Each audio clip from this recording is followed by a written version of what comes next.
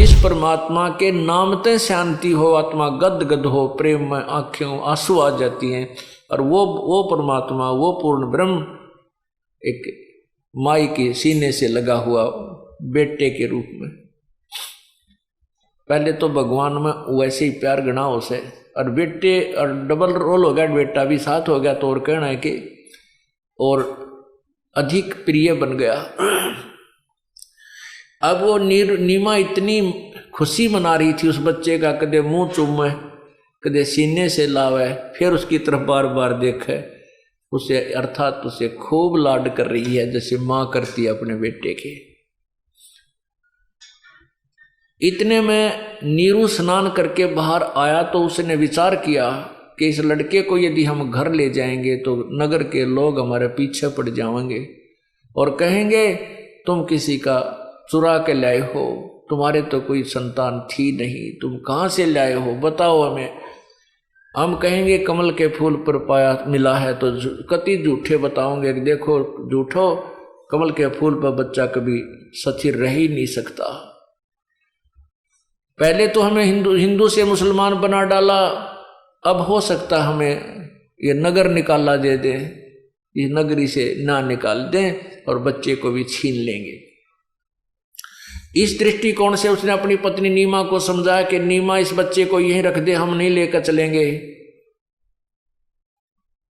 नीमा कहने लगी इस बच्चे के बिना मैं जीवित नहीं रह सकती, ना जाने इसने मेरे ऊपर क्या जादू कर दिया, मेरी जान जा सकती है, ये बच्चा मेरे से कोई ले नहीं सकता, मैं इसको छोड़ नहीं सकती।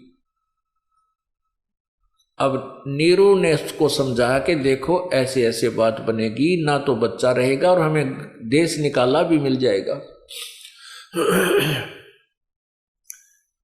लेकिन नीमा नहीं मानी, कहने लगी मैं इस बच्चे के साथ भीख मांग के खा लूंगी पर बालक न छोड़ू नहीं, या नहीं छोड़ सकती। फिर माई में बहन में एक दया गणी होती है, और नवजात बालक तो चाहे किससे का भी देख ले उससे को प्यार देती है। और फिर वो तो एक परमात्मा आए थे, तो नीरू की बात की जब अवहेलना कर दी नीमा ने, पहली बार जिंदगी में अपनी पत्नी की तरफ उसने हाथ उठाया था, थप्पड़ उठा कर कहने लगा कि नीमा तू घनी अनाड़ी हो गई है, जिद्दी हो गई है, मैंने आज तक तेरी किसी बात को नहीं मना किया था, क्योंकि इसलिए कि आपके संतान नहीं है और मैंने तुझे हर तरह से खुश रखने की चेष्टा की, तेरी प्रत्येक जिद को मैंने सहन किया, इस कारण से तू जिद्दी बन गई है, आज आगा पीछा कुछ नहीं देख रही है, रख दे इस बच्चे को, ये नहीं तेरा थप्पड़ मारूंगा। अब जो ही उसने ऐसा हाथ किया आगे को चला तो परमात्मा नवजात शिशु रूप में कबीर परमेश्वर बोले कि नीरू ए नूर अली तू मुझे अपने घर ले चल, तेरे पर कोई आपत्ति नहीं आवेगी। इतना कहते ही वो घबरा गया कि छोटा सा बालक बोल पड़ा, कहीं ये फरिश्ता ना हो, कोई सिद्ध पुरुष ना हो, तुझे कोई श्राप ना दे दे। नू डर गया और चुप करके अपनी पत्नी के साथ साथ हो दिया। घर पे ले आए।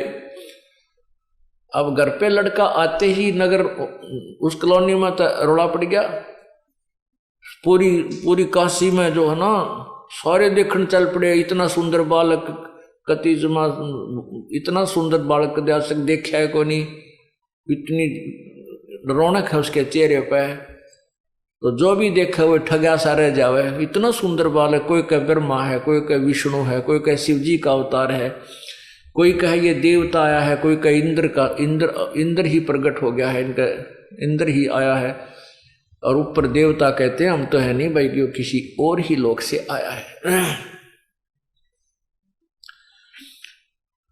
अब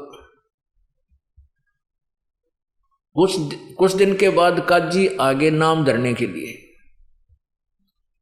काजी आगे नाम रखने के लिए, बच्चे का नामांकन करने के लिए,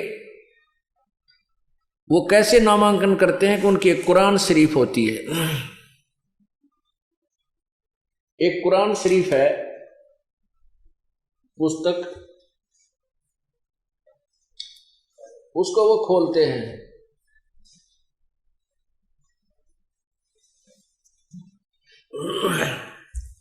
ये है पवित्र कुरान शरीफ। इसको ऐसे खोलते हैं जैसे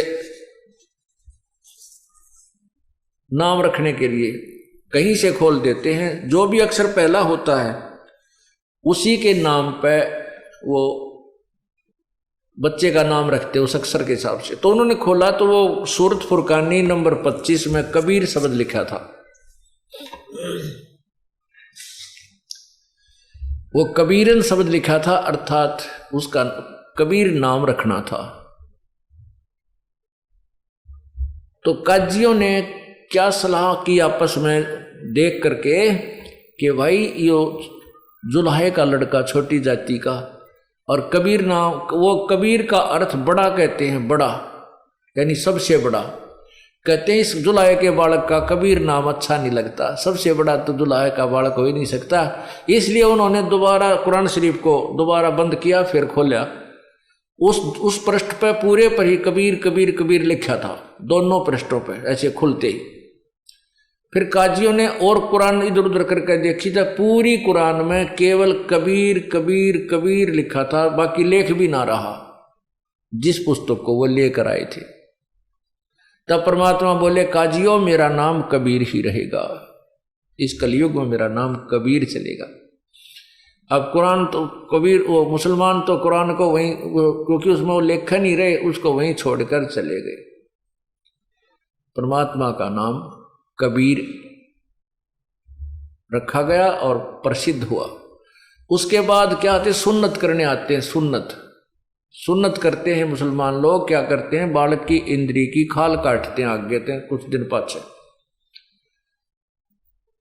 तो वो नाई को बुलाते हैं और रिश्तेदार भी इकट्ठे कर देते, पूरा ब्याह कैसा काम कराया करें सुन्नत करने केस में।